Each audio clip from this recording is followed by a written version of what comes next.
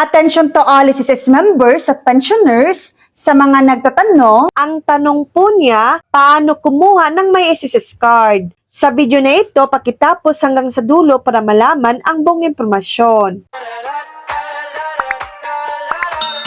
Upang makakuha ng may SSS card, pumunta sa iyong My SSS member portal at kumpletuhin ang pagpapatunay ng pagkakakilanlan gamit ang National ID e-Verify. Pagkatapos, magbukas ng bank account sa napiling partner bank ng ahensya upang ma-process ang iyong card. Hakbang sa pag-apply ng may SSS card, ang proseso ng pagkuha ng bagong may SSS card ay ginagawang mas madali sa pamamagitan ng online na hakbang. Una, mag-login sa iyong SSS account, bisitahin ang may SSS member portal. Kung wala ka pang account, kakailanganin mo itong irehistro online. Pangalawa, e-verify ang iyong pagkakakilanlan. Sundin ang proseso ng pag-verify sa pamamagitan ng National ID e-Verify system. Pangatlo, pumili ng SSS partner bank, magbukas ng bank account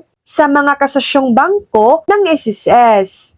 Pang-apat, mag-apply online sa iyong portal, piliin ang serbisyo para sa pag-apply o pagpapalit ng may SSS card. Mga dapat tandaan, ang may SSS card, ang bagong functional ID na inisyu ng SSS na may EMB chip at ito ang pumapalit sa lumang UMID card. Magkaiba ang may SSS card sa UMID ID, hindi mandatoryong tanggapin ang may SSS card bilang opisyal na ID ng ibang ahensya ng gobyerno o pribadong institusyon. So yan lang po ang latest update.